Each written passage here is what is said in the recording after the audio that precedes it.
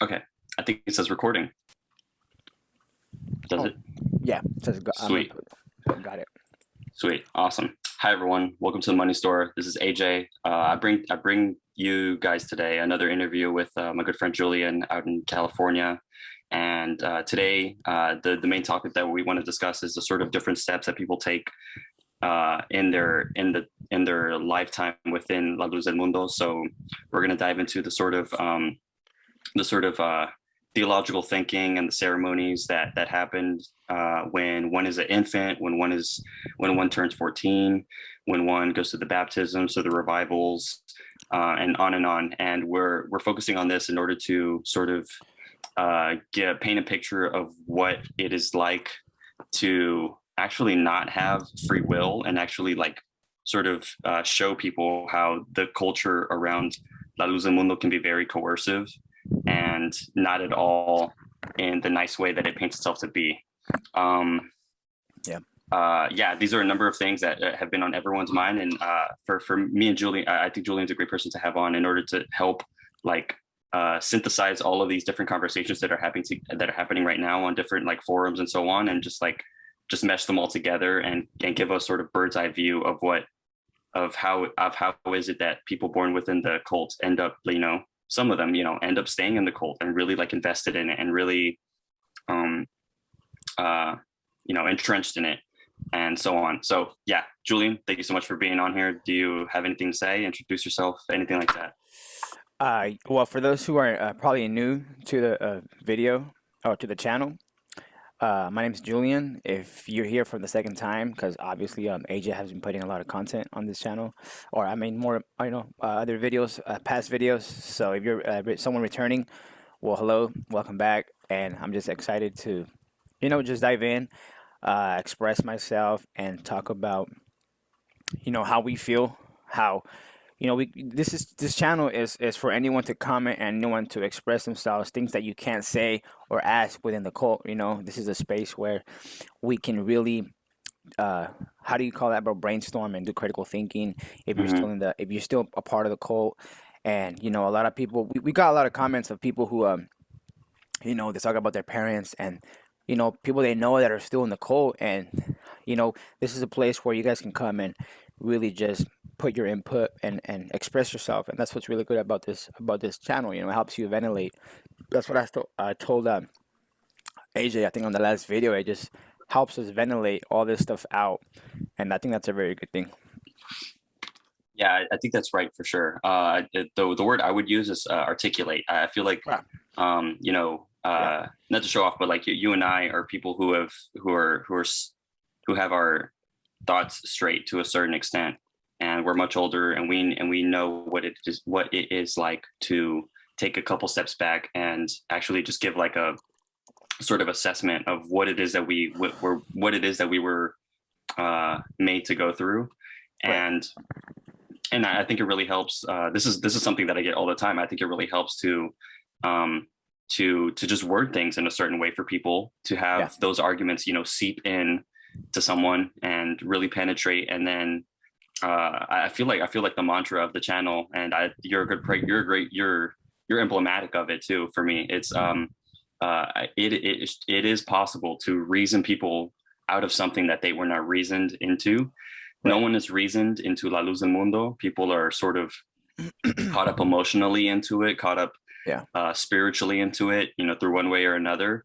It is not reason that drags you in and keeps you in it.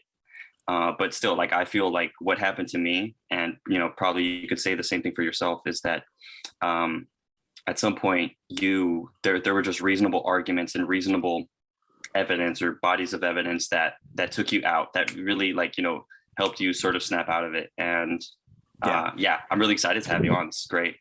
But by the way, for those of you that are watching this video for the first time on my channel, there are two other videos that I have with Julian. They're about an hour and a half each, almost like 3 hours of content. Those are posted already as of like a month ago.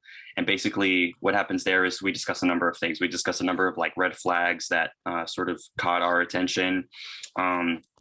Where the case, like where the situation stands now with like La Luz del Mundo people who are still in and haven't gotten out. We talk about sort of other other things beyond the case against beyond the criminal case against Nason Joaquin Garcia. We talk about sort of how just the church itself is very like farcical and just not at all what it says it is. And yeah, it was a lot that we talked about, and I can't even Yeah. really absorb it all together. But I'm so excited to have you on again. Yeah, man, Do you have I'm excited anything? too.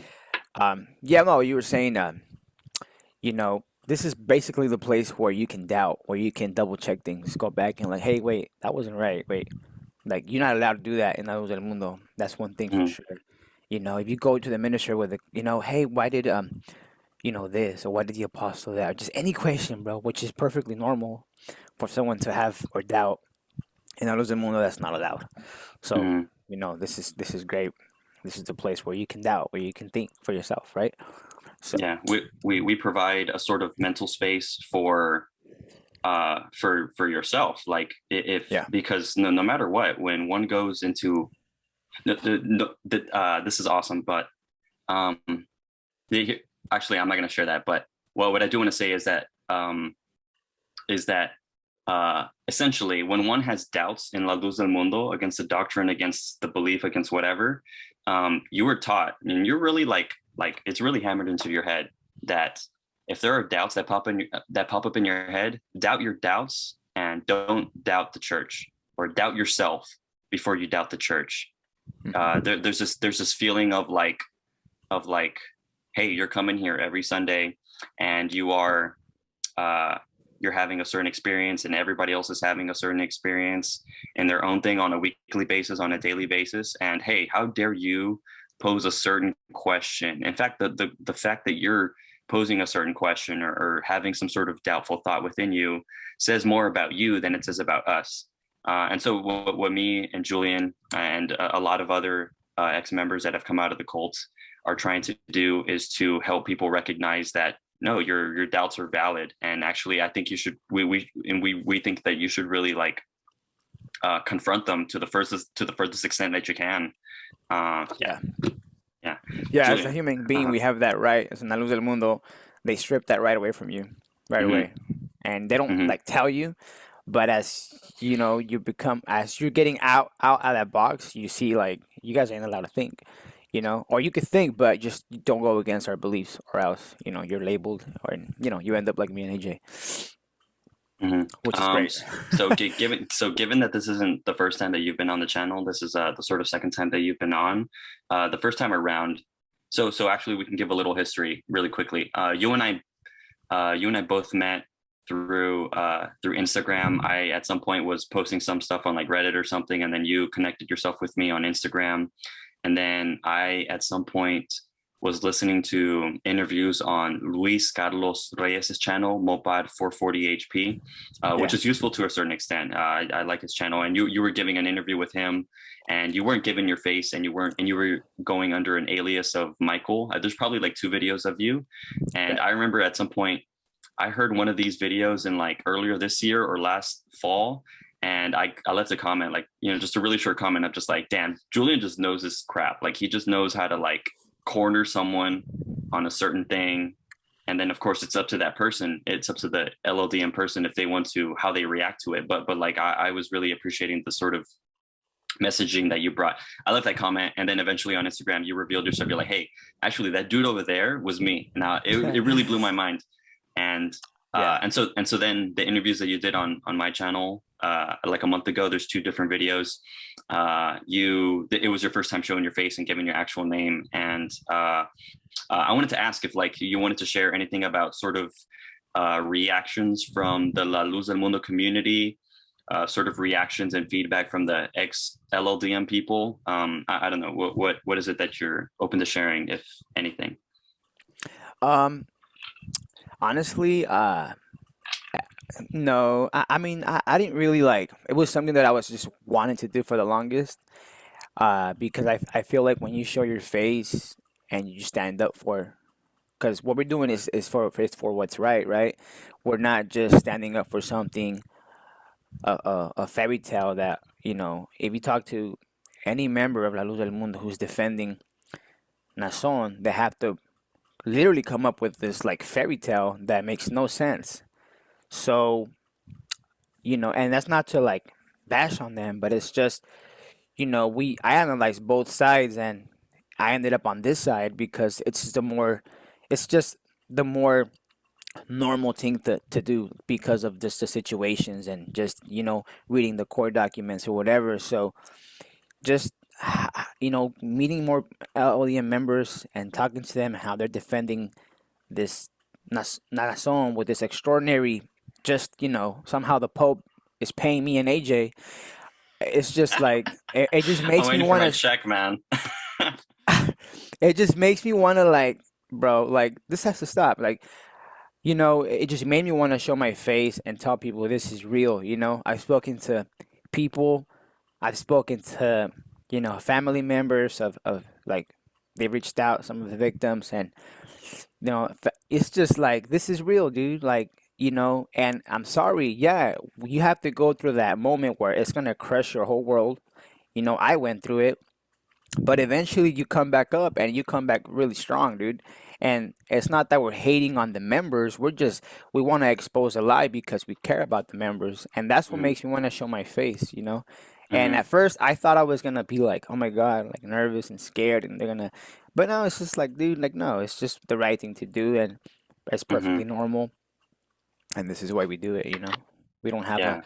this like, a feeling of hate and like, oh, we need to attack the church. We're just saying facts, and that's it.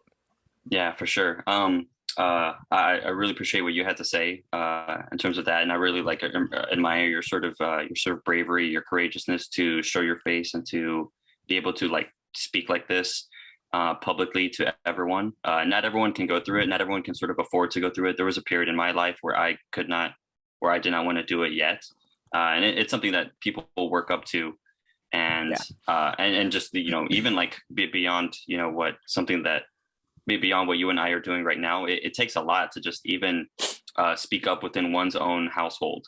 And we recognize that, and that's why you and I are here to just provide the content, to provide the sort of arguments, the sort of uh, sanctuary of thought of like, right. again, your doubts are valid and so on. I just burped a little bit, whatever.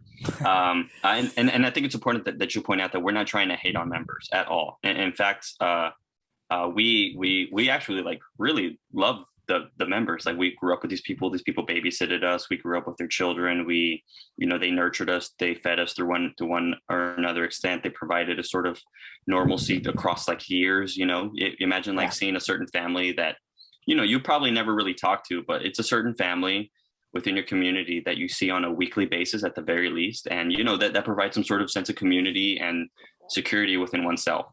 yeah, But my thing is that like fine, like totally have the community, have the security, have the sort of sense. I it's okay that you want to pursue a sense of being part of something that is bigger than yourself.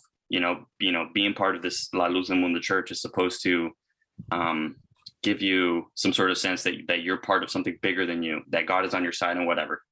That all those things are totally fine, but it's like we can have all those things in a much better way. Like we can be better. Like we as like the sons and daughters of immigrants that come to this country, yeah, a good chunk of us, like we can be better. We cannot exist on this world while we are like shackled to our ankles to some dumb body of La Luz del Mundo beliefs. La Luz del yeah, Mundo and its doctrine is a set of beliefs that different people believe to different extents, and that La Luz del Mundo itself, implements um, a certain kind of like slavery formula of slash formula doctrine. of rituals and ceremonies and Yeah, practices and routine and so on.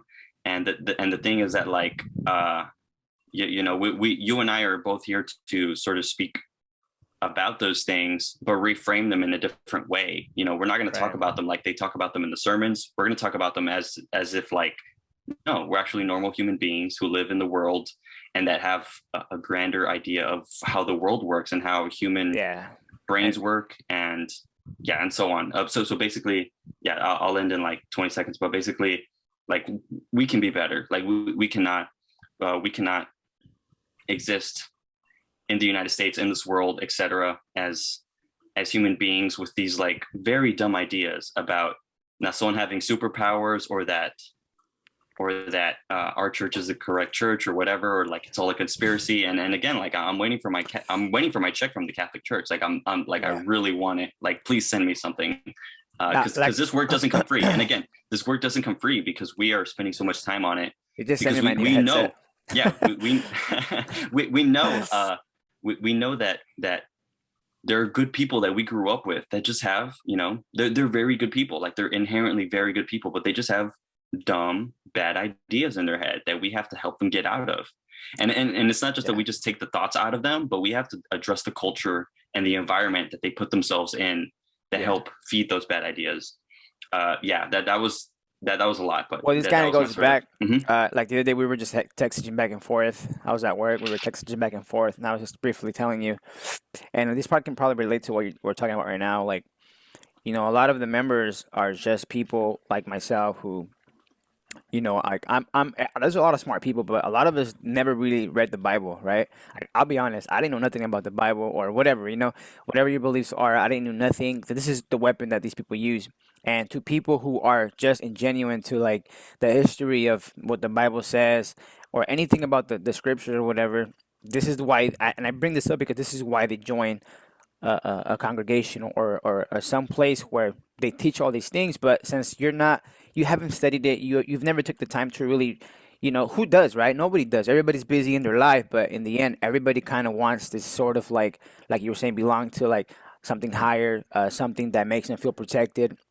And then these people, they come and they teach this like doctrine twisted, this idea. And what they do is, if you really think about it, they they teach you this idea, but at the same time, and this is the word I told you, they cripple you by taking away, you know, you can't doubt, don't talk to outsiders, don't do this, don't do that, don't do that. So they're crippling you into ever even wondering, like, it's like you coming down a hole and you're not leaving like a way to get out. You're just falling down the hole and you're not leaving like little flags to find your way back. You're just falling down, going into a labyrinth of lies.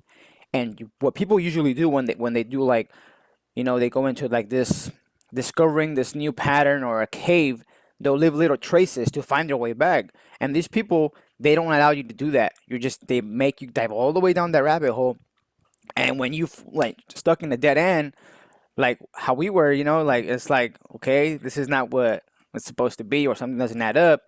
You're lost because you don't leave little, like you didn't leave um, little flags or something to remind you, like, hey, I gotta find my way back. You're just lost. And those little signs to find your way back are like the little signs where, like, hey, like in the beginning of the church, I always tell people, go back to the beginning when you first joined this church. Like you used to doubt. They'll ask you, like, you used to like, hey, this, like, I remember I was telling myself, this guy really an apostle? Like, is he really an apostle? I thought about it so much. But now that you're a year or 2 years in or whatever, that's no, you can't doubt now. It's not allowed now. Now you're 2 years in. Now you want to doubt? Like, nah. If you doubt, then you're an apostate. You're just an enemy or whatever, and and that's it. That's really it. That's just it. So, don't let yourself get crippled and be treated like, you need these people's like help to teach you how to go about your life. You're capable of so much. You just gotta educate yourself, do research, do your homework, and that's it. That's all I did, and that's how I found my way back. Yeah, for sure. So I think we should dive like Yeah, yeah, right in. So basically, the sort of big topic for today is talking about the sort of timeline and trajectory that people born into LLDM are on. So we're going to talk about, if your family is in La Luz del Mundo, and what happens when you're a little infant. What is your family like being said? And then of course, like once you're in the household and you're a little infant, your family is like acting on those beliefs to one extent or another. We're going to talk about that. So sort of how life begins for a person born in La Luz del Mundo, the sort of different steps that people go on as they grow up in the community. And I think we can like go into sort of ceremonies of marriage. excuse me, sorry, go into ceremonies of marriage and sort of what happens when the different paths that are available when one goes into adulthood and so on. So I, that's the sort of like framework that we're working under. Okay. But of course, this doesn't apply to everyone. Some people convert to La Luz del Mundo around like after they're 14, when they're 20 Yeah. or 50 or 70 or whatever.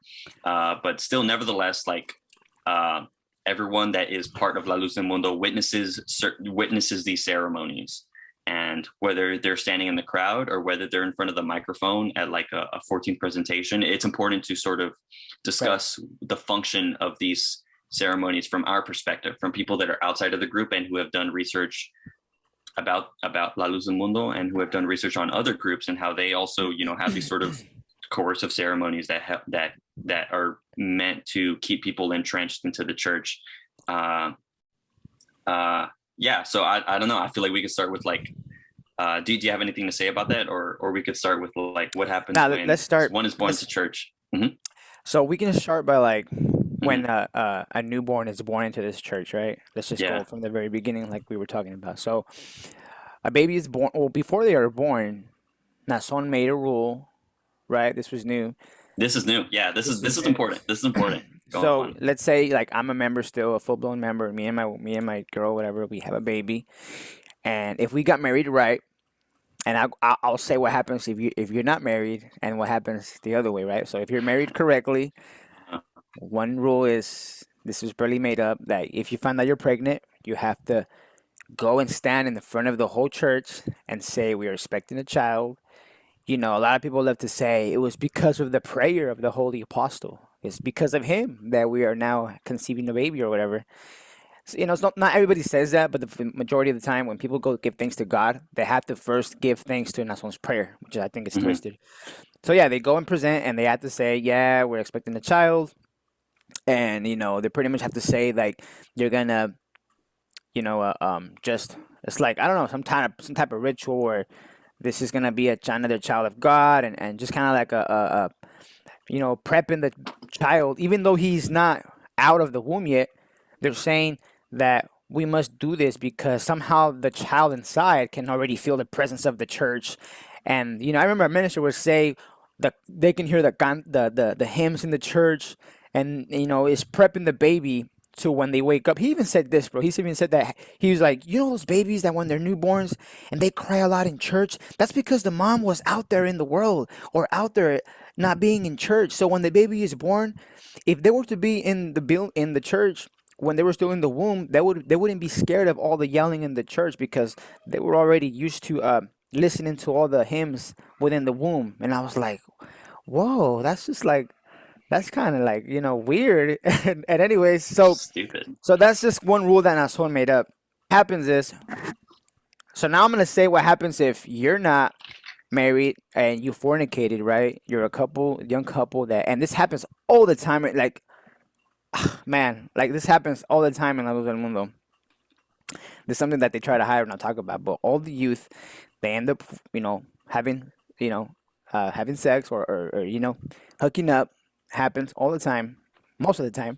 So what happens to that child? Oh, well, since they did that and the whole church found out, you're not allowed to present your baby.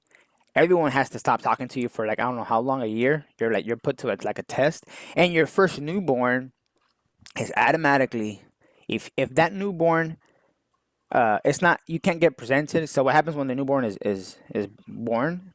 You take it to like your ministers or whoever, they call a deacon. They come over from Hmm. the local area, and they hold the baby up in their arms like Simba, and they give like this prayer. They give this prayer. I did it, dude, with my Yeah, kids. I yeah. did it. They give this prayer and they present it to God. And somehow God is supposed to just like magically tell that baby, hey, you're gonna be a loyal servant. And I don't know. That's what I pictured, something. Hmm. But if you're not do things correctly, you fornicate, and she ends up being pregnant. Even if you fornicate and down the line you have a baby, your first newborn, it's just a rule in La Luz del Mundo. Everybody knows this. They can't say I'm lying, is going to hell automatically if it dies, unless it reaches the age of 14, where you have to. It's just the rule. You have to decide at age 14 if you get baptized or not. If that baby, you know, makes it to that certain age, then and you get baptized, then you're saved halfway because you still have to receive. So Yeah. you're not saved. Mhm. And even if the baby was born right through a correct marriage, something happens to that child before the age of 14 and the parents were doing good, then the baby is reaches salvation. But if the parents are like have bad testimony, Mhm. and even if the child is a really good baby, really cute, colored eyes, like just the Cinderella baby, the parents are not doing good in church, Yeah. that baby is going to hell. Even if Yeah. it's just, hey, it's on the parents. So it's always this like in the back of your head, it's like follow orders, do good, be a good, member, do this, do good, because you know what happens Mhm. if you're messing up, what happens to your baby. Mhm. So it's just very like twisted. It's like the Mhm. members do it always out of fear. It's always like this thing in the back of your head, like, the fear. So I wanted Mhm. to say that that's kind of what happens when you have a newborn. That's the mentality of why the members do what they do. Yeah, they Yeah. say it's because of obedience, because we love God and we want to follow Him. But you can't deny it. There's also this like this is why you're doing it. It ain't because of like you can say it's because out of love, but Mhm. there's fear involved, and that's something that I think is just not cool. And then the rules behind it, which is kind of like twisted, like Mhm. your newborn goes to Yeah. hell, and it's like imagine being born in this. I remember Mhm. like imagine being born and you're like 12, 13, you're playing with your friends, and they know, Mhm. hey, well, we're not like AJ over here. If he dies, you're going straight to hell, bud. Like imagine growing in a church where you're thinking that all the time. Mhm. I don't know. I just think it's wrong. That's just wrong. Yeah. So and these are rules that Nason made up. These are rules that Samuel, Aaron, or whoever these guys are, they made these things up, Mhm. which I think So it's just you know yeah, I can jump in now. So it's great that you mentioned that there are now new ceremonies, like one that Nason implemented. I'll get to that in a bit. But basically, I'm not too sure when the presentation of the newborn came into play, but it's for sure been into play for like decades at this point, and it's probably like Samuel or Aaron that did it. So Samuel, I would bet Samuel more than Aaron that eventually implemented it. But basically, when there is a couple that is part of the church, or at least one parent is part of the church, within and someone has an infant at 40 day, before the infant turns 40 days years old, you have to present it in front of the church. And basically what that means is that you're at the back of the church. They do the sermon or whatever on like a Sunday or like a normal Thursday. Sometimes it's done on like a normal on like a weekday, but but a good chunk of them have been done on like Thursdays when there's a service, or Sunday, and that is when there's a large attendance. And so basically the couple stands in the back. What they do the sermon or whatever, normal church, and then to end the thing, there's a couple in the back. They walk down the aisle, and they yeah. they have a little baby in their hands, and they say, and we're going to do a little presentation for this little baby. Everyone pray for the baby. I'm going to pray for the baby, the minister, whoever's speaking. And then that's kind of it, just to sort of like, hey, we have a new baby in the community. This thing is going to grow up. We give it consejos. You're going to see it grow up here, and this is a blessing from God, that God has not owned, God has not and God has not only entrusted in this couple to raise this kid, but also God has entrusted this community to raise his kid. And that's also like another thing that's like a feature of La Luz del Mundo, is that there's this sort of like edge of teaching people, teaching the members that this child isn't essentially theirs. Like it's theirs to some extent. They made it, and Yeah. it's their genes and so on. But ultimately, it's God that owns this kid. This is just a jewel, a blessing of God that He has entrusted in you. That Yeah. It's, there's a little bit of like a separation between like, yeah, you own this kid, you're the parent, you're legally responsible and whatever. But ultimately, at the end of the day, it's the dude up in heaven that's like overwatching your kid. it's And like a then, perk. It's one of the perks from uh, being in the church. Like it's a perk. It's mhm, like it's like almost like child's not yours. It's like the whole church is, because they say mhm, the whole church is gonna correct them too. The whole church has the right. Do you agree? Do you agree to let the mhm, members, correct your child? Do you agree? And you have to agree so the whole church being like their parent too. So Hmm. it's like you're not just the only parent. It's like I don't know. Yeah, that's something that comes into play also at the age of, yeah, that they give you consejos. And that's something that also comes into play at the age of 14. Yeah, not Yeah. to jump to that already, but to say that some people, when they reach the age of 14, they would say things like, thank you, God, for helping me reach this age. Thank you to the apostle of God for praying for me. Thank you to my parents, but then also thank you to the church for giving me the consejos, like keeping me on the right track. So, I heard so of. yeah, so yeah, in the presentation of infants, there's this reminder of like, hey, it's not just these two folks that are raising the kid; it's all of us. And if you ever see the kid, do something wrong, correct them. Yeah. And maybe they are doing something wrong, and you do correct them. But there's also this sort of like uh, element of like moral righteousness that is given to the rest of the church to say like, hey, if you know better and that kid doesn't know better and that kid's not yours, address them, say something, Yeah. because God will appreciate it, blah blah blah. But sometimes that works to sometimes that people really need that, but there are other times where people do it and act on that on the basis of like zealotry, of just wanting to speak out and wanting to help coerce a kid, wanting, you know eh, whether they want to or not, it still helps like coerce a kid into the community and so on. So very quickly, like you said, a lot of young people who are born into the church, there's a strict moral code, and one of those is that you cannot have sex prior to marriage. And of course, a lot of people have sex prior to marriage, or they exchange like nude photographs or something like that. Yeah. Especially just like in recent years. But the thing is that the sort of dirty little secret about La Luz del Mundo is that not everyone gets caught. If you do get caught, you are forced to, you're not forced to get married, but you are strongly like encouraged to get married. You are sort of told that you're sinning against God, and God's already not happy with you, but he'll be a little more happy if you marry the person that you were sending nude photographs to, and so on. Um, uh, so yeah, I wanted to touch that a little bit. Not everyone gets caught, but those that do Okay. get caught, get this really hard.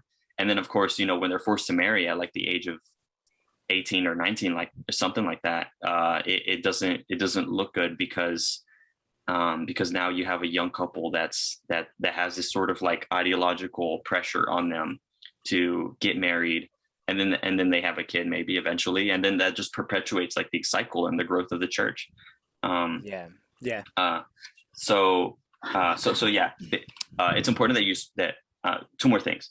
It's important that you point out this new ceremony that Nason has implemented within the past couple of years of this wasn't in place before, but now it's in place where, hey, if you're a couple that is expecting a baby, that the woman is pregnant, you're going to go up on like a Sunday service, or like a Thursday service, just some sort of service, and you're going to sing a song, and you're going to announce to the church that, hey, there's a little kid in there, we're going to take care of it and whatever, and we're going to, like, it already puts you on that path of like of Yeah. So commitment to the church and this infant.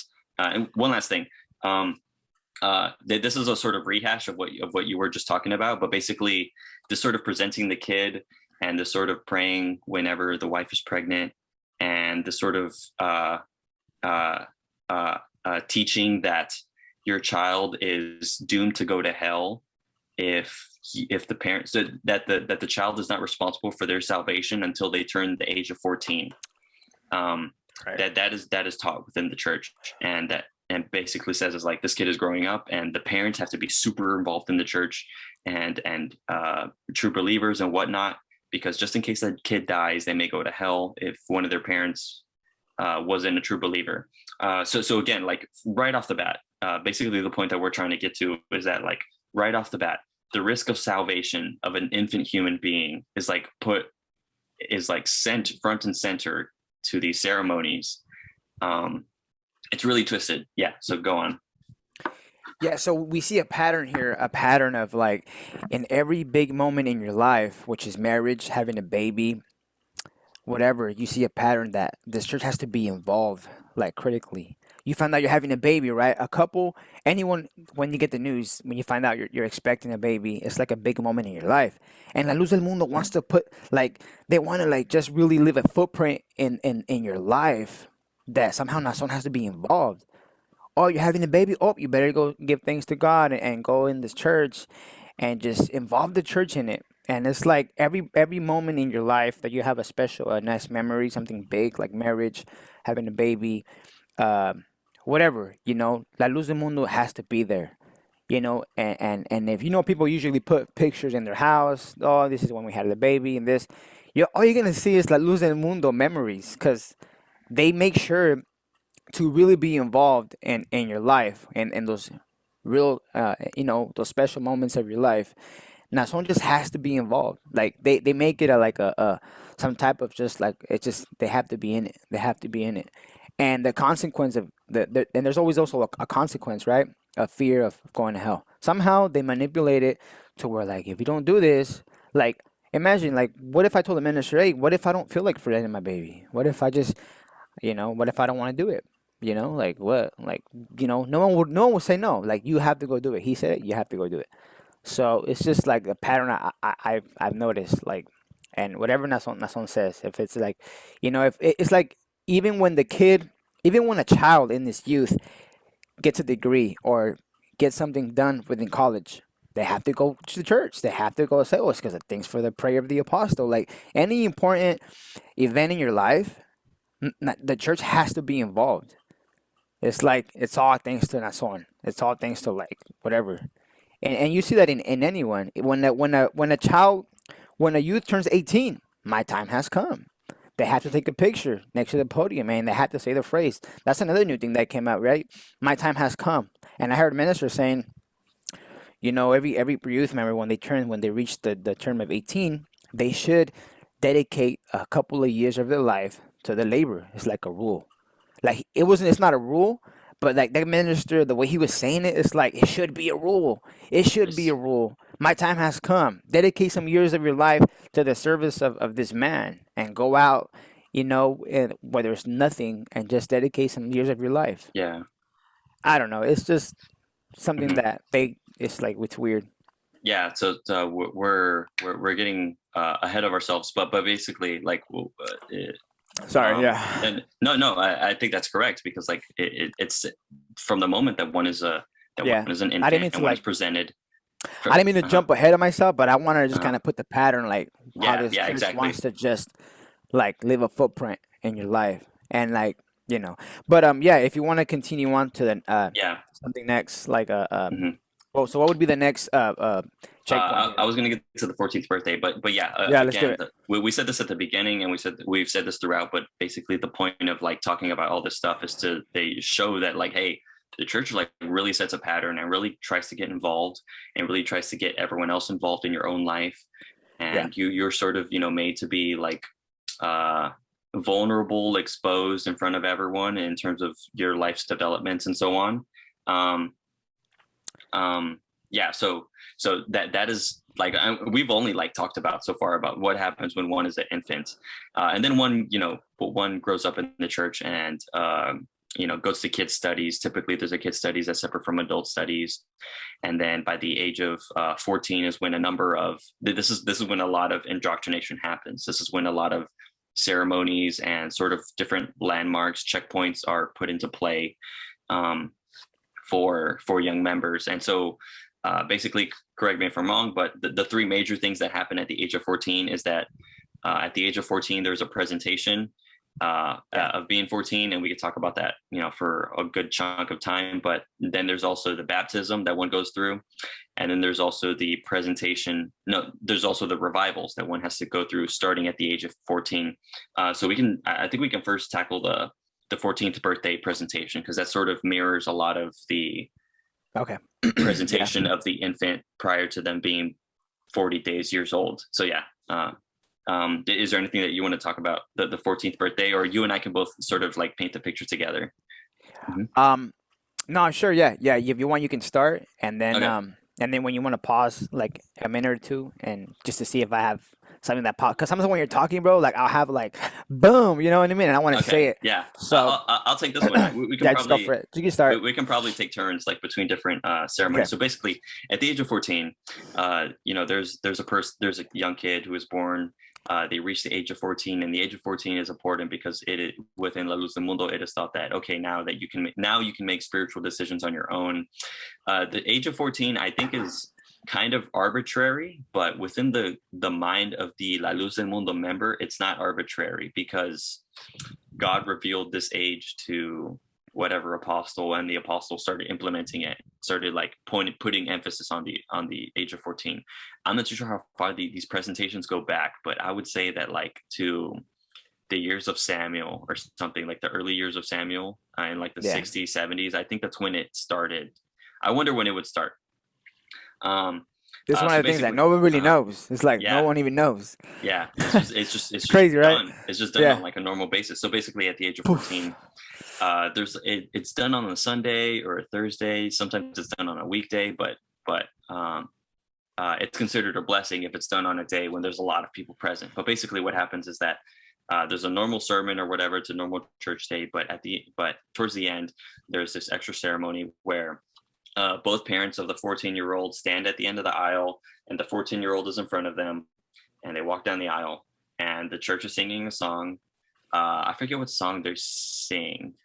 It's a certain song, and we can dive into the lyrics if we want, but it's going to be something sort of like about getting your crown in heaven and being blessed and staying on the right path and whatever. Yeah. Uh-huh. I And just something came up to my head, but I'll say it when you're done. yeah, for sure. Take some notes while I do this really quick. So basically, they go up to the front, and then the minister's there. The minister probably says a couple words for however long, and then the father is instructed to go up to the microphone and say some words direct some words to their kid, and then direct some words to their church. And if the father is not present, then the mother does this, but it's typically the father. So basically, what does the father say essentially? Like typically what all the fathers say essentially is, thank you to God for letting me raise my kid. I presented my kid when he was 40 years old in front of this church. Yeah. Thank you to the servant of God for praying for my kid. My kid is older now, and hey kid, by the way, you're on your own in terms of spiritually speaking. I urge you to continue in this church. This church has changed my life. There's nothing outside of this church that you should want to succumb to. And that's basically it. That's kind of essentially what all the fathers say. Yeah. And then the minister says a couple, and then the father like steps away from the microphone. The minister probably says like a word or two. Then the little kid, then the 14-year-old goes up to the microphone, and basically there's no exact script that one has to say, but what it boils down to is like, just give a little speech that's a minute or two or five or something like that. And regardless, like whatever it boils down to, it's always going to come down to like, thank you to God for letting me reach the age of 14. Thank you to his apostle for setting an example and for praying for me and whatever. Thank you to my family for raising me inside this church. Thank you to the church for correcting me as a little kid and raising me. It wasn't just my parents that helped raise me. And basically the exact question that you have to ask without exactly being asked it is like, well, what are you going to do now? And so the kids will typically say, I'm going to continue within the church. I want to get baptized. I want to receive the Holy Spirit. You're basically expected to say that.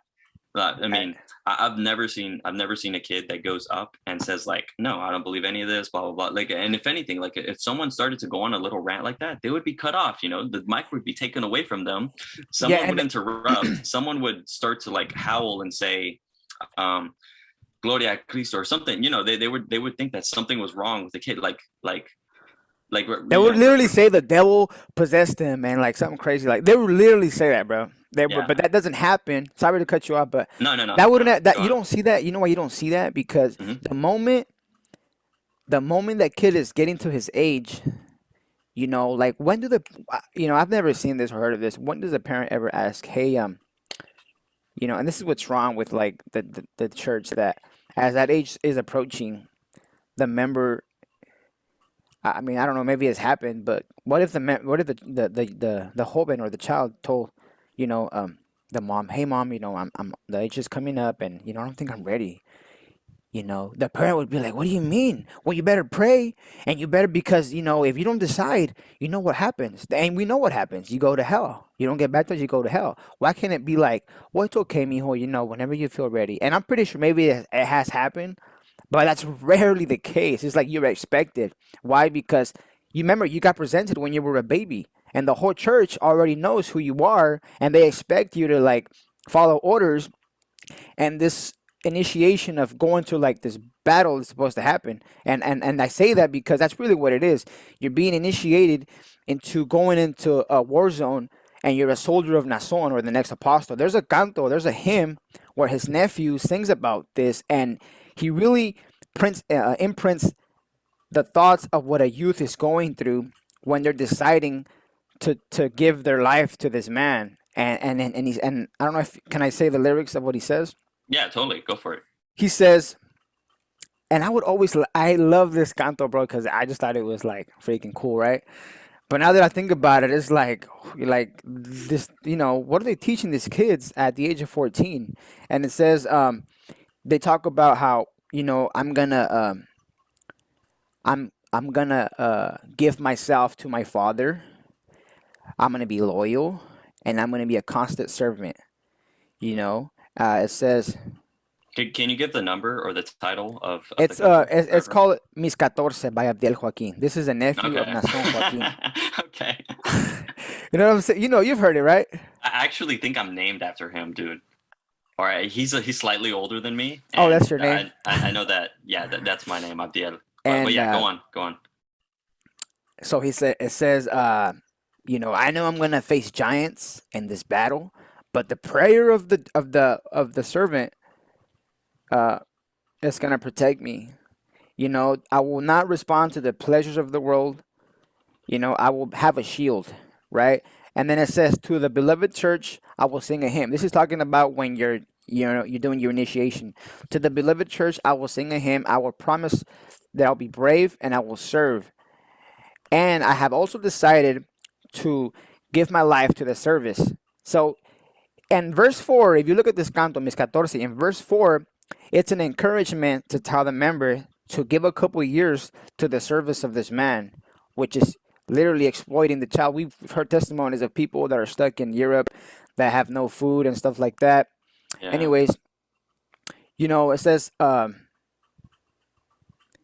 then it just says, yeah, I will be brave and I will give myself to the service of this man, and I'll be okay because his prayer will protect me, you know. And it just says, it talks about like picking up your sword, and it's really just putting a militant mindset in this child when you turn 14. They really make sure to make you understand that, you're now baptized, you are now a full blown member.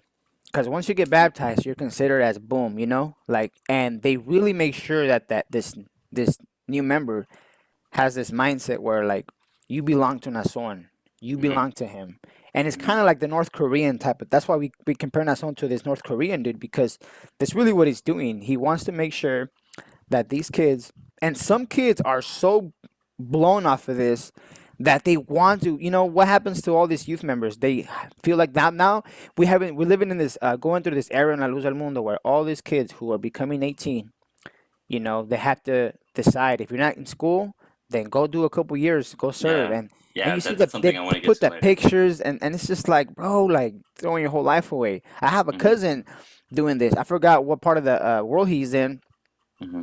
and you know, it's like, it's sad. Yeah. Awesome. Okay, Yes. I So let forgot me. to mention something important that we should talk about before we like move on to another. Yeah, go for it. It's the fact Go for that it. also, you know, uh, La Luz del Mundo likes to say or give this impression that, it's free will, everything's done out of free will and stuff like that. Hmm. But we know for a member, a youth member whose age is coming up 14, you know, uh, um, they say it's free will, but it's really not. Like, it's like, why, it's really they manipulate you into like, they don't really give you an option, because it's not like, well, yeah, if you don't want to get baptized, I mean, okay, but you know what's gonna happen? You're gonna go to hell.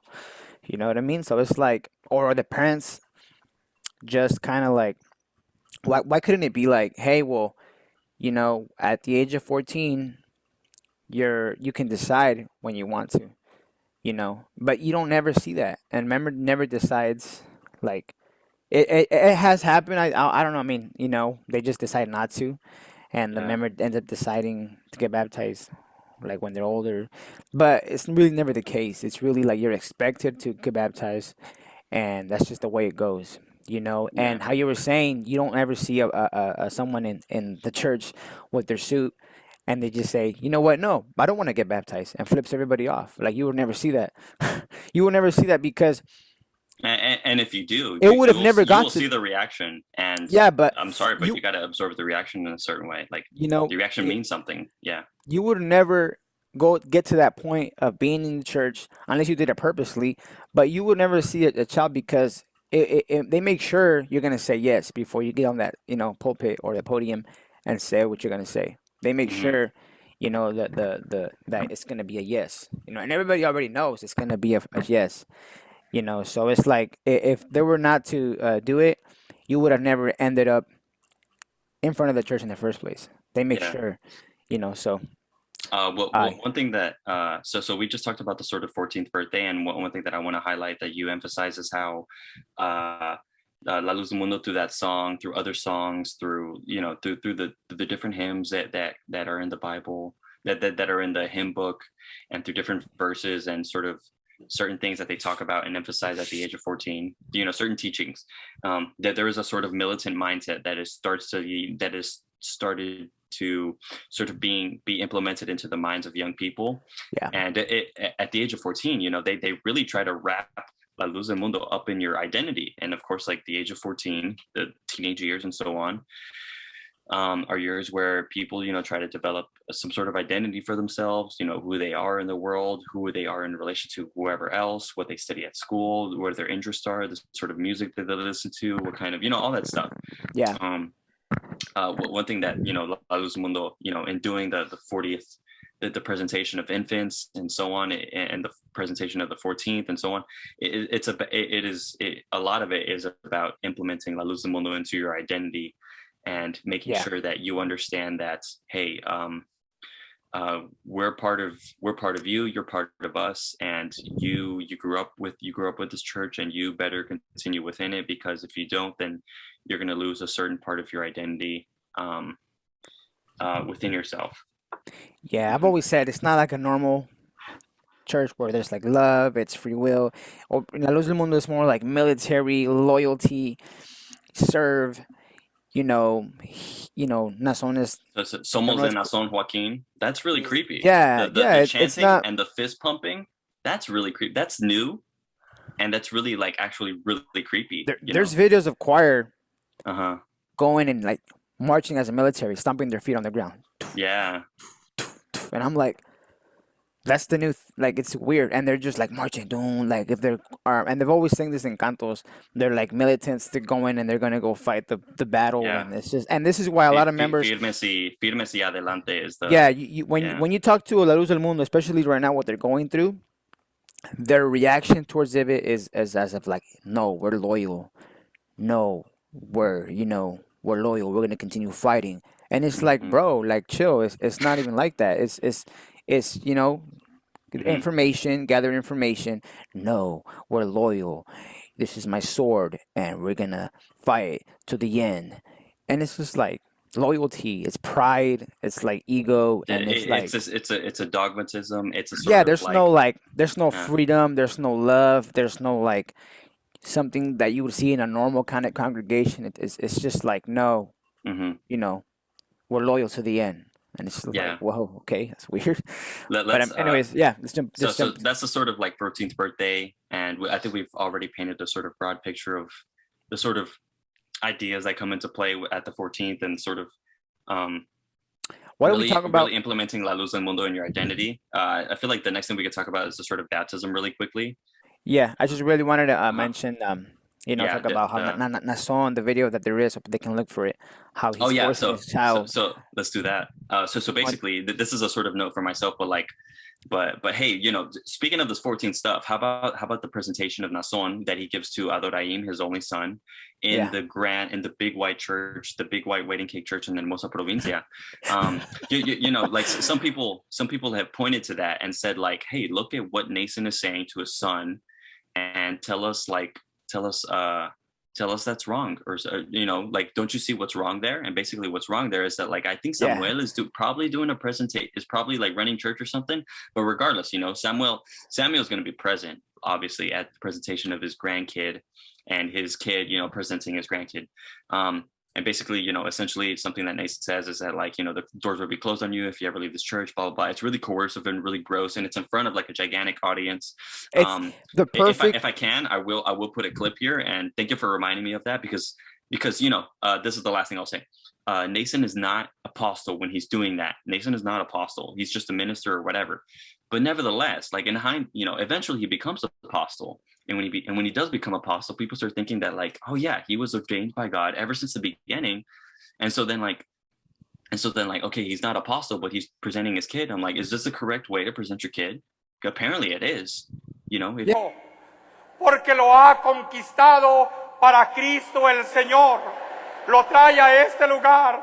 Así que ahora, hermanos, aquel que ha servido a su rey, hermanos, que es Cristo el Señor, en forma de un capitán, trae un esclavo delante de él. Extiende su mano el hermano Nazón para simbolizar que trae una soga, hermanos, con la cual trae atada a su hijo a este lugar. Iglesia del Señor, he allí un esclavo más que Dios me ha dado. Esclavo de Cristo, esclavo de vosotros, esclavo de la iglesia del Señor. Oh, bendita gracia de Dios, que me concede ver este triunfo espiritual, este compromiso santo, en el nombre de Cristo Jesús. Gloria sea al Señor, gloria sea su misericordia, en el nombre de Cristo Jesús.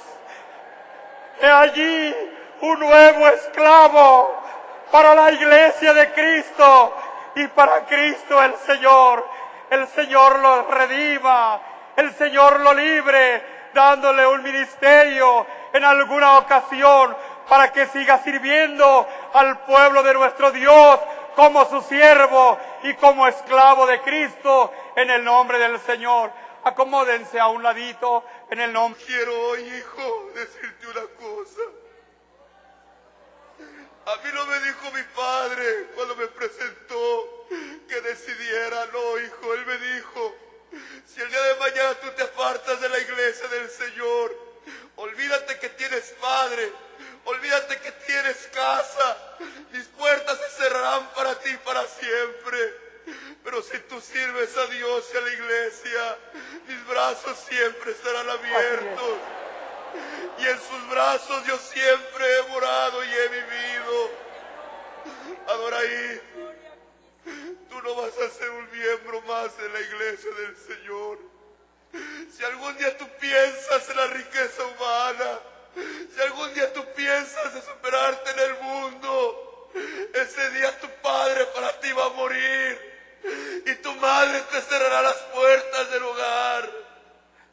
Pero si desde este día tú le prometes a Dios entregar tu vida al servicio del apóstol de Jesucristo y de esta iglesia, hijo, mis brazos también estarán abiertos para ti. Y los de todo el pueblo de Dios, y los brazos de Cristo también, amén.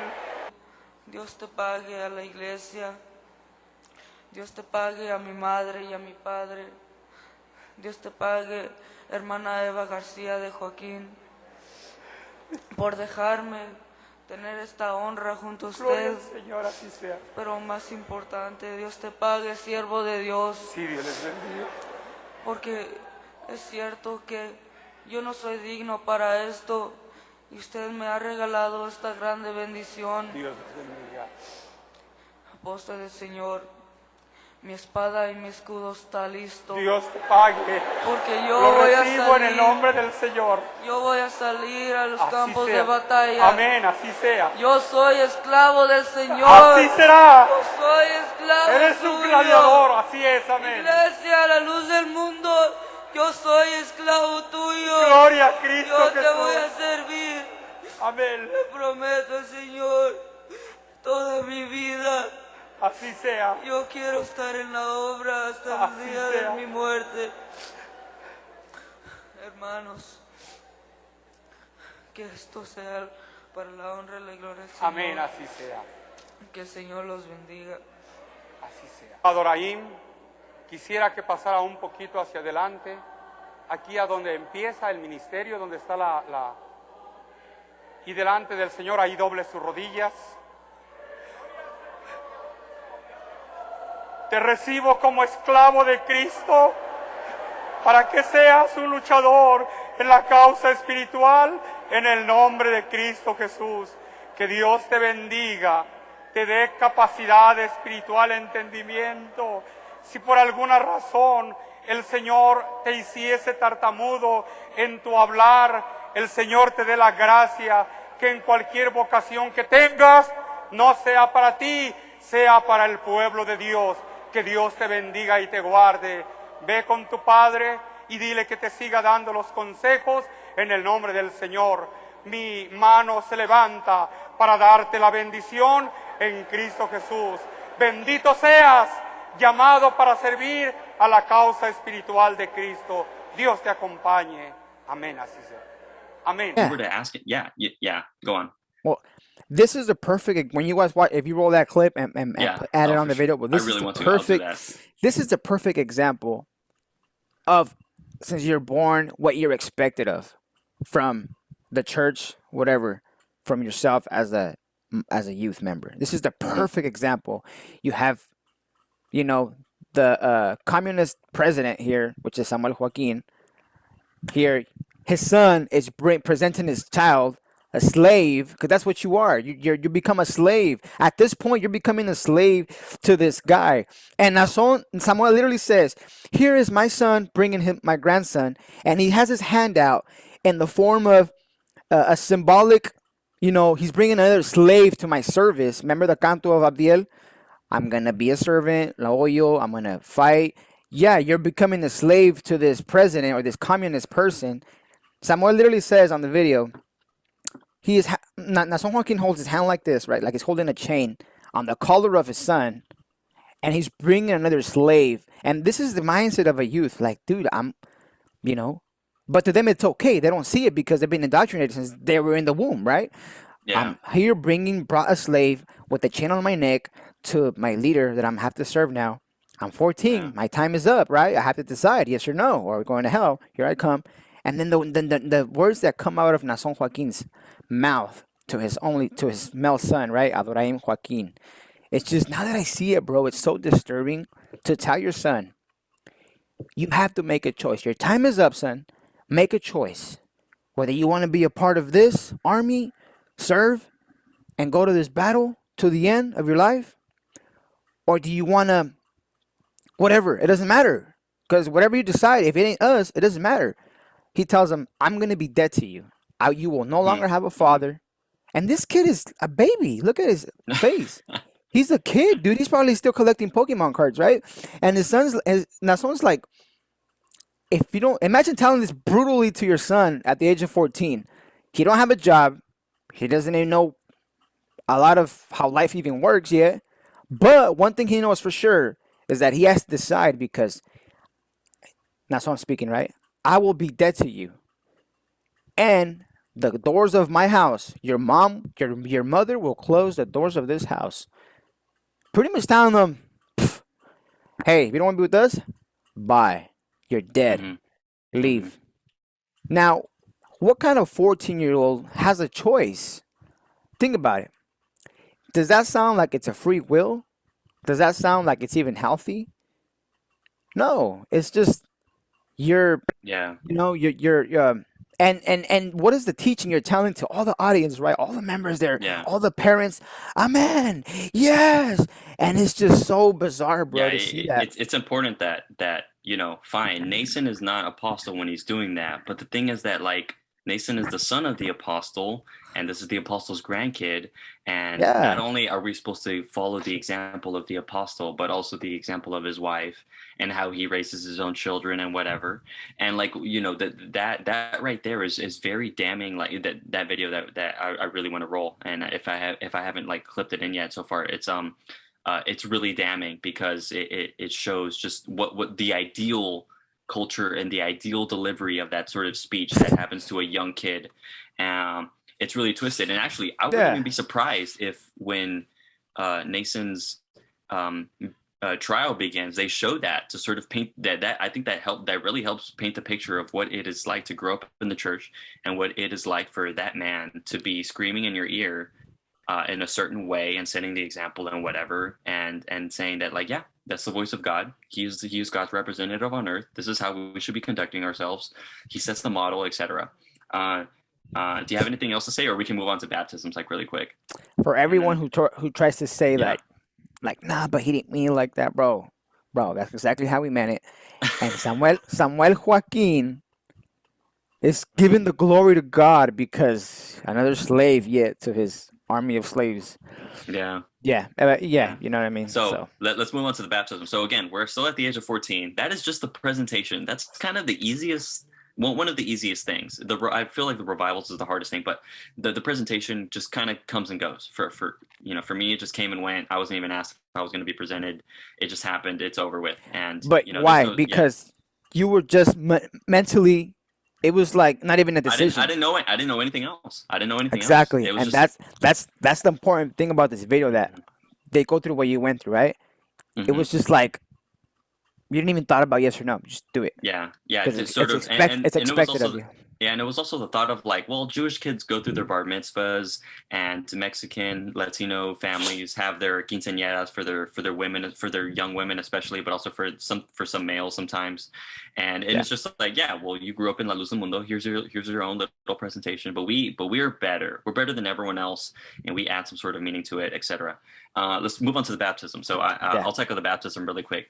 Okay. This is another thing that happens at the age of 14. You're basically expected to do it the first opportunity that you have to do it. And it's hard to fail the baptism. No one ever really fails the baptism. But basically, there's a baptism. There's a number of people within your own church location and probably surrounding church locations. It depends on where you're at. But basically, there's a number of people. They probably they probably end up going to the back of the church, or basically the front. They walk down the aisle all together, men and women, and you're standing before the minister or whoever's in charge of it, and the whole church is there. It's sometimes done at the end of like a Sunday or something like that. There's usually high attendance for sure at these things. High attendance is encouraged because it's a special day for these people, and you should want to be part of it. And basically, they ask you like 7-8 questions or something like that.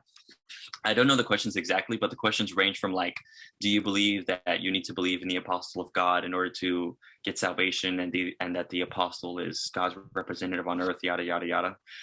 There's another question of like, do you believe that the Bible is the correct book of God and it needs to be interpreted by certain people, blah, blah, blah. And then probably another question of like, do you renounce the world's temptations and vices and whatever, and promise to dedicate yourself to this? Do you believe that the baptism is going to clear you of all your sins, and give you a new clean slate of a soul? And then basically, everyone raises their hand to each question. Amen.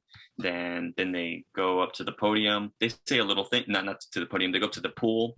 The minister doing the thing says a couple words, says your name, baptizes you. You have to be fully immersed in water. The only way that you can fail a baptism is if you're submersed in water and your foot sticks out or something like that. But no one ever really happened fails one that. time, dude. This girl like stuck her hand out, and she Yeah. got dressed, and they took her away. And one member was They're like like, going crazy. She was like, "No, her hand!" They had to yeah, bring her yeah, back. It yeah. was so embarrassing. And like, whoosh, They and have the to guy had do it to, the guy again. had to, the deacon had to like recry, you know, because it's all an act. Like, oh, I baptized you, and then he had already done the crying part, so he had to like do it again. It's kind of, it Yeah. was weird. But go ahead. Sorry. Yeah, so that's kind of the only way you can fail it, right? Is if like a technical thing where you stick your foot out, your hand out, or something. You have to be fully immersed in the water. And basically the thought is like, okay, they immerse you in the water, you can go, and you're probably given like a little palm leaf or like something, and they say that like, yeah, you were baptized, you're clean, move on, you know? Which is weird because Mhm. think Did about you it. have anything to add to the baptism or something like that? Just You the know? critical thinking part. Mhm. You know, you got baptized, meaning they clean you from all your sins, but yet you still have to receive. So if you like, let's just say you went to the store to buy a pizza pocket, you just got baptized, you have what you washed from sins, but if you die, you're still going to hell because you haven't received. Mhm. It kind of makes, this is where their doctrine is just all twisted. If you just think about it, it's all just done as like checkpoints to really implement this in your brain. Mhm. None of it makes any sense. But I don't. That's a whole Yeah. other subject. But Yeah, for sure. And I feel like we could even talk about like our own personal experiences in the thing, if you want to, but I think we can leave it out because we just want to sort of like paint a picture of each yeah, step up. But you're reminding me to remind everyone that people at the age of 14 go through this stuff in different orders. Some people get presented, then they receive, and then the opportunity for baptism shows up later, and they do that.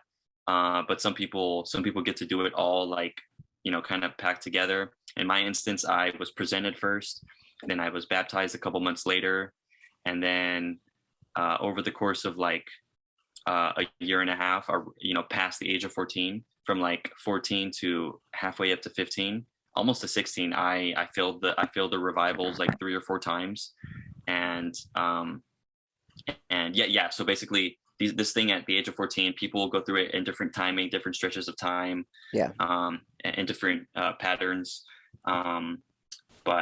But yeah, that's the second thing that we can talk about in terms of what happens at the age of 14. The third thing that happens, which I think is the most important and the most indoctrinating of all of them, Oh man. is the most self-indoctrinating of all of them, is this idea of the revivals, this idea of going to receive the Holy Spirit.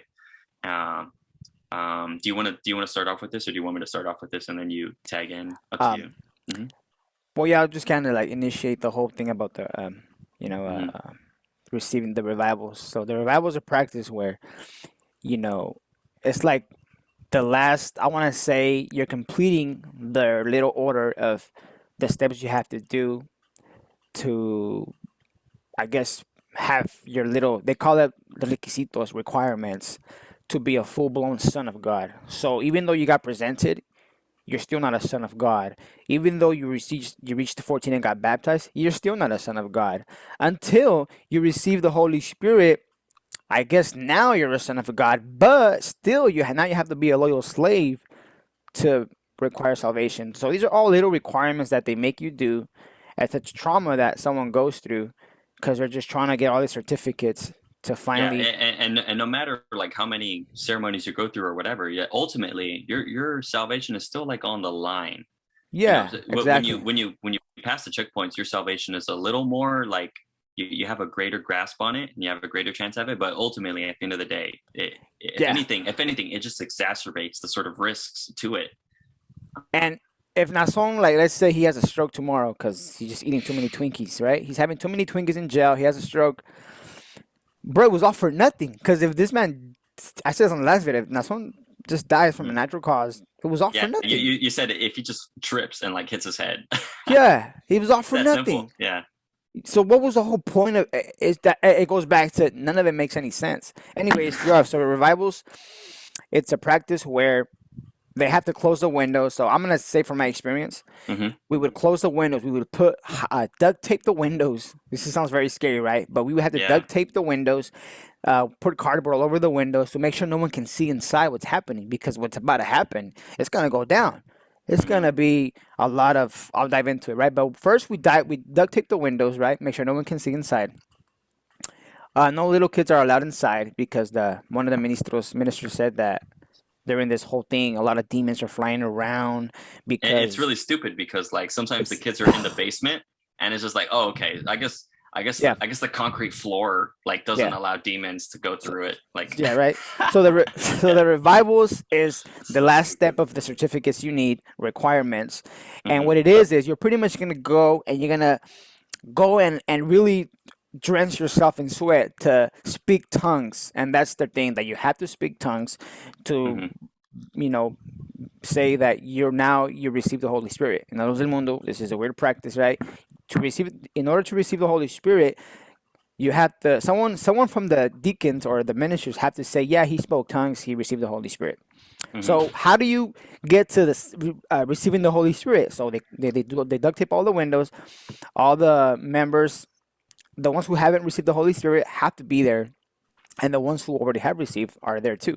And what happens is, I guess the ones who have already spoken tongues, they have to initiate this whole thing where they give like a little sermon real quick, like 30 minutes, and then they really motivate the ones who have already been brainwashed of doing this whole tongue thing, and they all start to yell and scream crazy, right? Crazy. And it's just like you'll see like a lot of things. It's really just, man, like a movie, right? And then, you know, people are yelling, people just like whatever you could think of, twisting, people boogers coming down saliva, people are rolling on. I've seen people roll on saliva. It's a mess, bro. It's just really disgusting. And the members who haven't received are supposed to, you know, just, I guess that's supposed to like motivate them to do the same thing, to roll around saliva and just like and you know, and everybody starts screaming. It's a bunch of yelling. It's man, there's a video on YouTube where there's a video where, you know, they're showing how this practice. It's really rare, but it's pretty scary, dude. And all you're doing is you have to repeat the words Gloria Cristo, glory to Christ, very fast. They tell you repeat those words very, very fast, and at the same time cry and leave your emotions go. And when you do that, when you're repeating this word so fast, you start to stutter. And this will happen with any word. If you say pizza very fast, you will start to, and if you're crying at the same time, you're gonna start to not say pizza, but you'll say like whatever. And that's the confusion that they make people think that you're speaking some type of language, tongues, because Gloria Cristo you said it so many times very fast that it ended up saying something else, and oh yeah, he's receiving the Holy Spirit. And that's it. But they don't want people to see what's going on in there, because it's very, it's pretty scary. It's not normal in today's society. They would be like, whoa, what the hell is that? Sounds demonic, and at the same time there's demons coming out of you, because when you're doing this, it's like receiving another baptism, right? You're receiving another baptism of the Holy Spirit.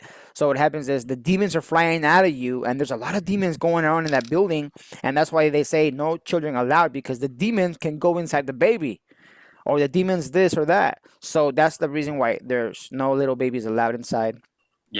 I've even heard a story where like the sister wasn't consecrated, so all the demons went in her, and she became like, it was just weird, bro. It was just really dumb story of the minister to say. And it's just one of those stories where you're like, oh my God, you know, everybody's like, whoa.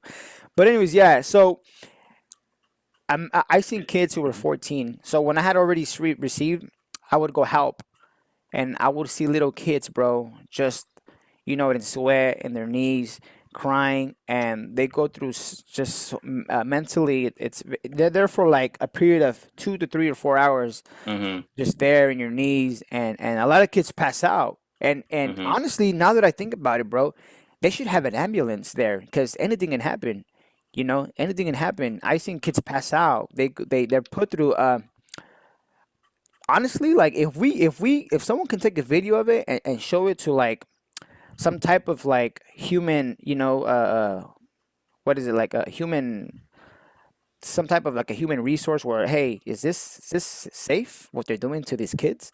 I don't think they would like, I think they would, we could investigate, and they would tell, hey, you can't be doing this, is not normal, and it ain't, dude.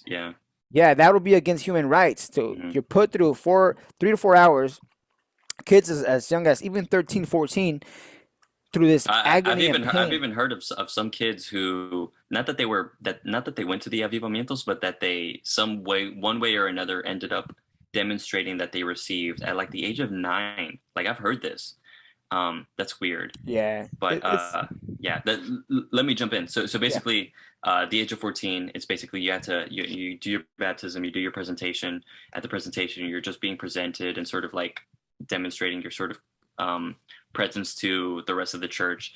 In the baptism, you're clean of your sins. That's essentially what it means. But at the age of 14, it is that now. Now it is time to convince God to adopt you. You know, don't be a spiritual orphan because if not, then you're not going to get salvation.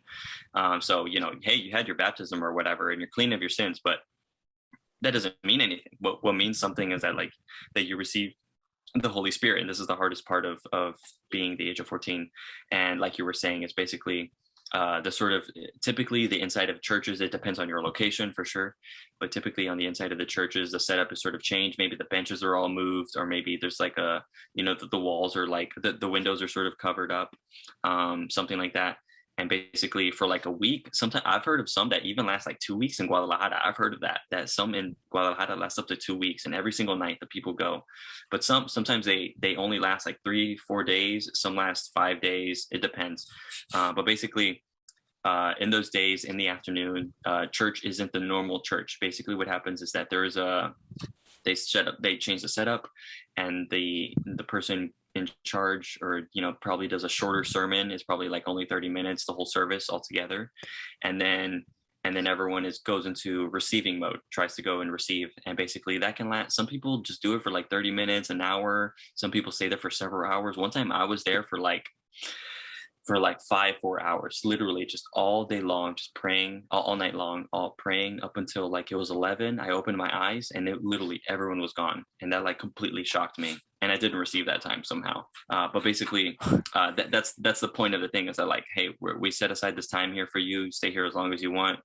Not everyone's going to stay up till to midnight or anything in this particular day, but across different days, everyone has a set amount of time that they have to really go for it.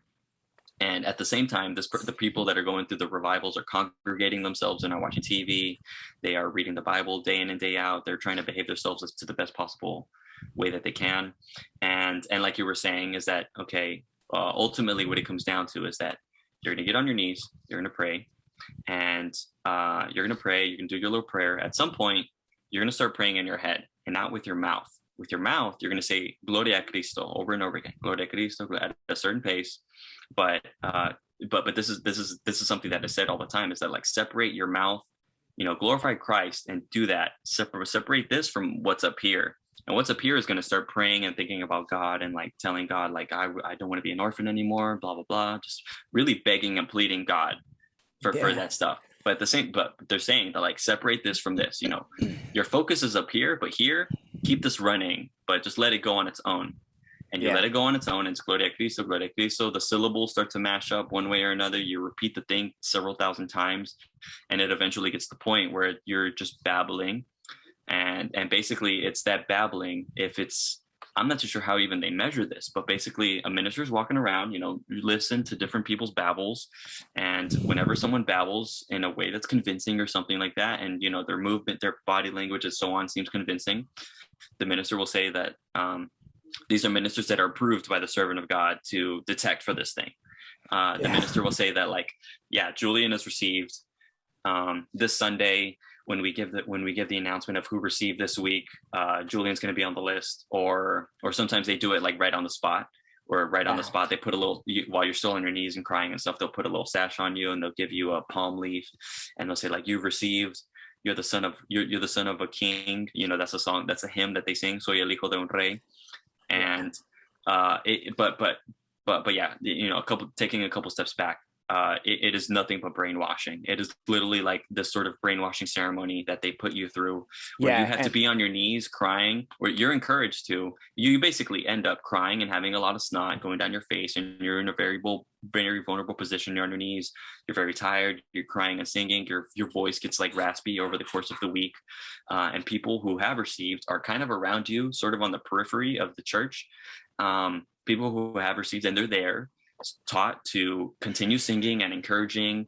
And sometimes they can walk up to you and whisper something in your ear. They don't know, you probably don't know who they are, but they're whispering something to you, and it's nice. Like, it's nice to have the sort of attention on you from people within the church that are concerned for your salvation. But ultimately, like, at the end of the day, this is still like some sort of brainwashing like scheme.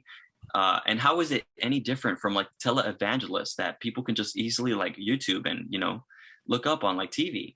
La Luz del Mundo knows that other congregations around the world speak tongues, but the excuse that is given is that, like, oh, well, we actually do it right.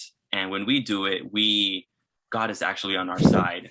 All those people who have been babbling for centuries over there at that other church, they're doing it and they think they're receiving and whatever, but God's not there. God is ignoring them. He takes note of it. He's ignoring them. But over here, we're doing everything right. And that's why he ordains us. And it's really horrific. Yeah. And exactly, dude. And it is mental. I think it's just mental abuse. It's physical abuse. You're going through this like excruciating pain because you're losing your voice, you're sweating, you can't even feel your knees. I've seen people on the floor, you're out of breath. So when they finally tell you received, and I felt like I did, but it wasn't really, what I really felt was just a relief that I went through all that pain, I finally got a prize for it. And that's supposedly, that's like, I felt it. All you felt was rewarded. If a person that runs 5 laps and they got the first place, you felt like, that's really what it is. It's just a mental kind of idea you're going through, but you're not really. It's a hurdle they put you through. And so when they tell you that you received, you felt like you received, but you're just feeling the price. Because how many times did you, like you said, you went for 4 or 5 hours and then you thought maybe you would receive and you didn't, and you didn't, and it's just stupid. It's really stupid. I wanted to say something. Let me say this really quickly. So I failed like 3 or 4 times, and basically there were a couple times within the times that I failed where I was like, I received. I hope I received. I hope whenever they give the announcement that they say my name. And it's really grueling because the people that go to the revivals and see who's, get a sort of assessment of who's on the floor, who's on their knees, and like to see, oh, well, it's these people are trying to get it. Say later on when they do a presentation at the end of the week of who received that week, they call a certain amount of names. All those people come up and they do a prayer for them. They make it very public. Hey, by the way, all these people here received the Holy Spirit this week. These people are even more La Luz del Mundo now, and we should be happy for them and whatever. But at the same time, there's going to be people who were on their knees throughout that whole week and they weren't called up, and guess what, they just stay on the benches and they gotta take part in it and recognize that, like, hey, my salvation isn't secure. Those people up front 10 15 feet away from me, their salvation is secure. They secured it this week and I failed, and it's made public. Like, so I failed it 3 or 4 times, and basically my 4th time or 5th time or something like that, I supposedly received January of 2011. I was the first person called that day. They did it at the end of the week where they called all the names. I was the first person called. My immediate first thought, like, so honestly, my immediate first thought was like, it was not, wow, I remember receiving on Tuesday or something like that. My immediate first thought was like, they said my name. This is over with. I don't have to do this anymore. Like, I'm just past this hurdle. And I wasn't crying or nothing at all. Just that was the only thing I wanted, was to just get past this hurdle. And this is the last thing. A lot of people have even reported that they faked their way through it. If I was that conniving, that young, I probably would have wanted to fake myself through it just to see if I could do it, just to see if I could fake speaking tongues and tricking a minister. Yeah. That's funny. Yeah, I've heard a lot about that on Reddit. Okay, sweet. Can I ask you about time? Yeah, how do you? So it's 11:50. I don't want to cut off the video, so if you want, we can kind of just end. You can make it a 2-part video. We can end this video and then we can start we can just say we'll have part 2 next week. Just because I don't want to. I feel like there's so much more to give out, and I don't want to just like. So if you want to just end the video in I don't know, just kind of like say some final thoughts on this subject, and then kind of just do like an outro and mention like we'll do a part two of this segment or this Hmm. topic of what the youth goes through.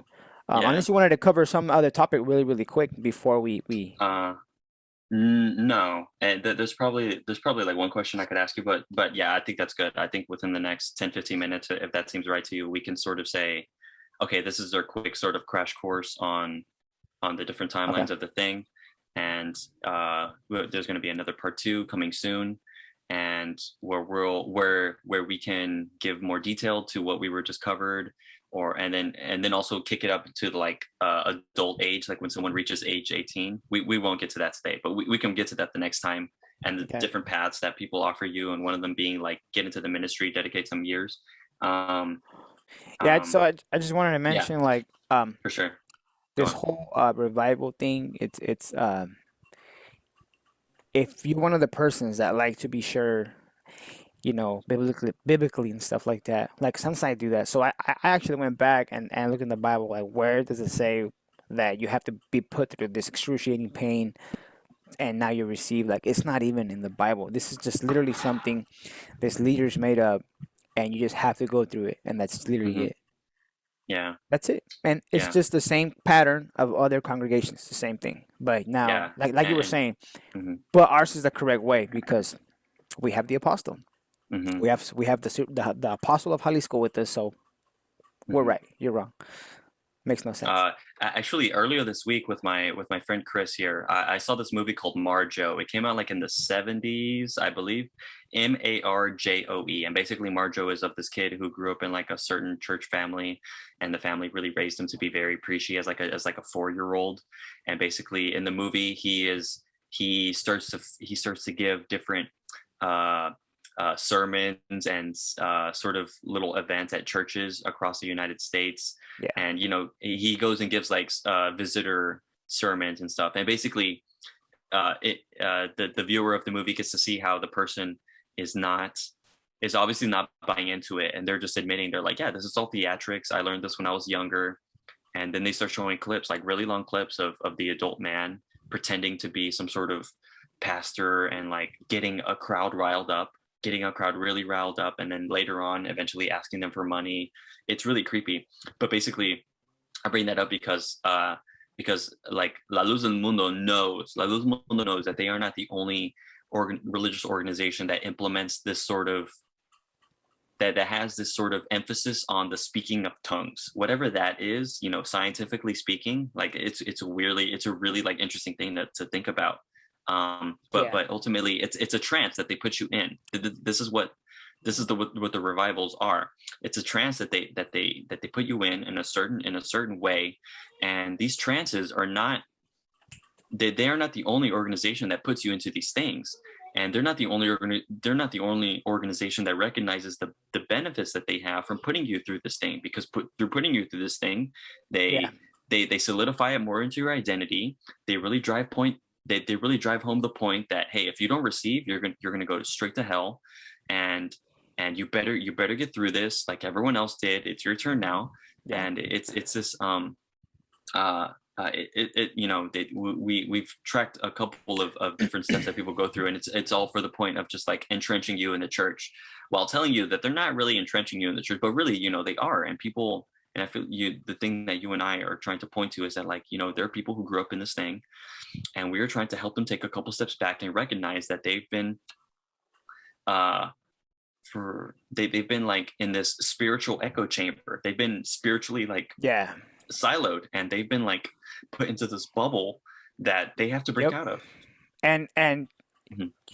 I Also, by the way, we're concluding this part, and we're going to move on to us. We're I going to want to move on end. to a second part, so on. And yeah, do you I, have any sort of concluding thoughts I'll on just this? end with this question to like the youth, and it's like, okay, how do you know that what you're doing, this whole thing that you've done in your few years of you turn 14, everything we talked about, how do you know that that's correct or that is just real or correct, whatever you felt and what you felt.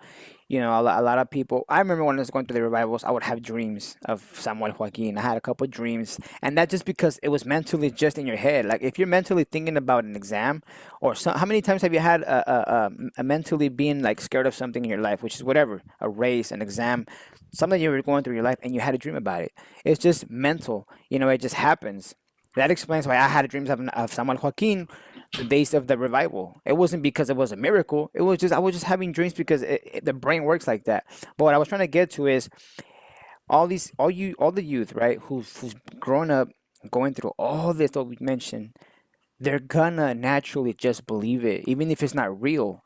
I was talking to my son, right? He's like 7, and I was telling my son, Daddy, just try to Super Saiyan. I was like, you're like Goku. Try to Super Saiyan. Do it. Try to Super Saiyan. And my kid was trying, bro. He was trying. Now imagine if I'm teaching my kid that since he's born, and I'm still somehow getting away with it until he's like 14, 15. He's gonna grow up thinking he's Goku. Mm-hmm. They'll believe it because it's just what you've been taught since you were little, and that's kind of what the youth has gone through since the beginning of their, they've been alive in this church. They've just believed what they've been taught without question because it's just what you've been taught. But my what I'm trying to get to is go back and just question it and do some critical thinking on it and make sure that it's real, because you can't just now that we're growing up, we're getting older, you have to question stuff. You know what I'm saying? All I'm trying to say is you can convince anyone to believe what they want if you've been teaching them that since they were a baby. Yeah. Boom, boom, boom, boom, boom. They're gonna believe it. It's just nature. It just happens. Yeah, for sure. It's this. We're pointing to how people born within the church have to go through these certain ceremonies, and they're consistently more implemented into the thing and more. Exactly. And we're gonna, in the other video, we'll talk about what happens around the age of 18 and different like life paths that start to take place that start to shape themselves. Yeah. That's why we compare it a lot with the North Korea, because it's literally what La Luz del Mundo is. All those kids, and they're born. Spiritual North Korea. Yeah. They're just been taught that this guy can't take he can't poop in a natural toilet. This guy cannot take a shit. They believe that. Yeah, they believe that, bro. He played perfect games of golf at like the age of 4. And why do they? Like that, yeah. So someone like us will think, why do these North Koreans believe that, bro? They've been taught that since they were kids. Same in La Luz del Mundo. You've been taught since you were a kid. You know what I'm saying? So you need to break yourself out of it. You have the resources to do it. You just won't do it because it's just going against God. So trust your doubts. Yeah, and don't buy into the idea that you should be doubting yourself and doubting your doubts prior to actually investigating them, because you will find something. And like you said in the previous videos, if this church is the correct thing, the doctrine is correct, Nason is absolutely like the most precious man in all of the universe and whatever, then like investigation should not hurt that. Like why is it that some YouTuber is going to like why is it that some YouTuber is going to be the one that spoils your salvation? How about the dude just like demonstrate his powers and just demonstrate them, and that's it, that he would completely like usurp and throw out the window everyone who's like talking trash about him right now. But I'm sorry, until then, like we can, you and I can talk trash about him justifiably with evidence and with so on. And by the way, if anybody wants sort of more like links or something to the stuff that we've talked about, ask for them and we'll give them to you. There's actually too many things that we know that we've read that we're synthesizing for you all that we just can't like give all our work cited, all at one point. I do want to ask you one thing, if that's okay. The last thing. What do you say to the person that tells you that, hey, you left the church, go live your life, leave us alone? Why are you trying to ruin this thing that makes us happy? What is your? I encounter this all the time, and it's really like perplexing that it just doesn't even make sense to some other people. I don't know. Do you have any thoughts on that?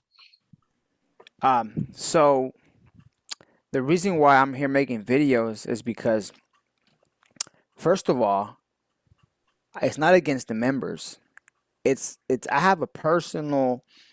I went through so many years of, you didn't say the same thing when they had me making tamales, when they had me, you know, in the rain, trying to find clients while my kids were in my vehicle screaming and crying that they wanted to be home already because these people wanted to. I had to sell my certain orders of tamales to make money for this congregation, you know. And now that I know what I know, and now that I realize that all that was just stupid and it was just a waste of my time, suffering, whatever you want to say. I'm not trying to victimize myself either, even though, you know, we can really relate to a lot of that stuff. But Hmm. I have all the right because I belong to this church, because I put time and effort, and I want to talk about what they put us through. Because why can't I? You know, then who's supposed to? You know, they cap on the people who say they're lying, but yet when we say our truth and we want to give our story, they just don't want us to do it. Why? Because it just bursts Yeah. your bubble. Like, we have all the right to do it. You know, we live in you know, that's my God, or that's my a freedom right that I have. Who are you to tell me that I can't? You know, who are you? What Hmm. kind of authority do you have? Yeah. Why not? Yeah. Why? And it's like for me, it's like you guys have all the, you know, talk all this crap about the Mormons are wrong, the Jehovah's Witnesses are wrong, these people are There wrong, it these is. people are wrong, and it's just like there's never like at some point I started going to a university, and at some point in like a university you can see like debates, you can see people who are put on the Bro, same stage, and that never happens at the church where it's how just come they like, don't? Why doesn't he ask that question to Nason Joaquin when he craps on all the other religions? Same yeah. thing. He does it, but we have the right to do it because we belong. Well, at least we're just talking about the congregation we belong to and what we went through.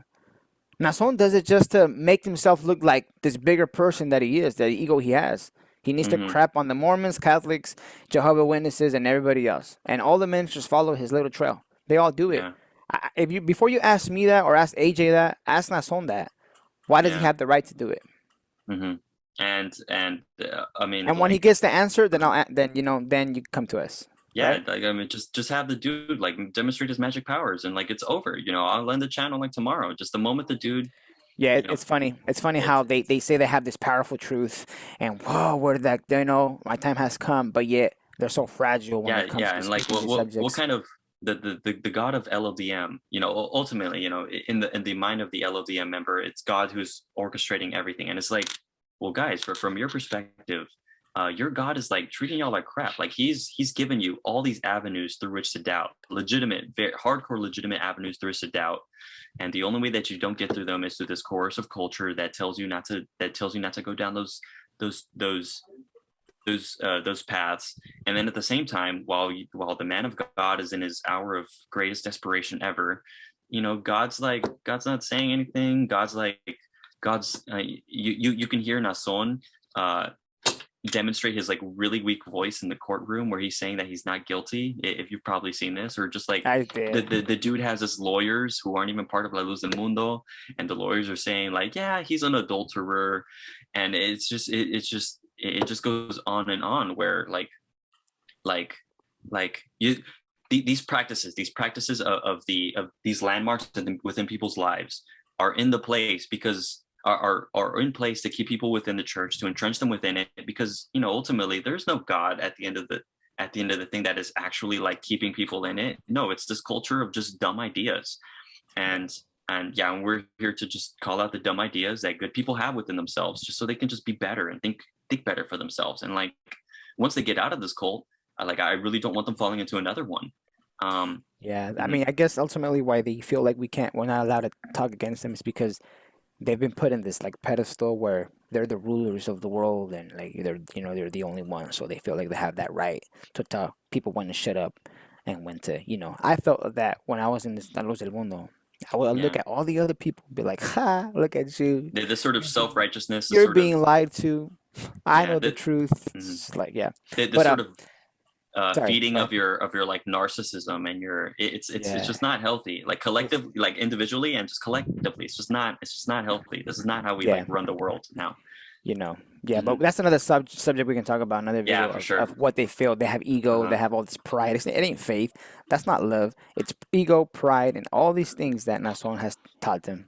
But yeah, Hmm. it's 12 oh Yeah, totally. 12:05. So yeah, I I, wanted I to think we say the should, last things. yeah, I think we should wrap this up. Julian, thank you so much for coming on and talking about these talking about these different steps with me. If people Right. have any questions, they can send them your way or send them my way. I'll put your email down in the description box, like the last videos. I encourage everyone to go check out the other videos that Julian did with me. I don't know, dude, do you have any closing thoughts? Yeah, for you know, I read the comments and a lot of people mention really interesting things. So if you guys have any ideas or that future video ideas that AJ can do, then they're more than welcome to put it in the comments, right? And just because that's letting us know that they're engaging to your videos and they want to know, or they want they want to see what are your thoughts on what they have to say. Like it could be anything in the comments, like any ideas for future videos. But yeah, man, I don't know if you will do a part 2 to this. Maybe there's Yeah, we'll definitely. depending we on can, what response we get from the audience, what they feel like we missed out on, then we can add on the part 2.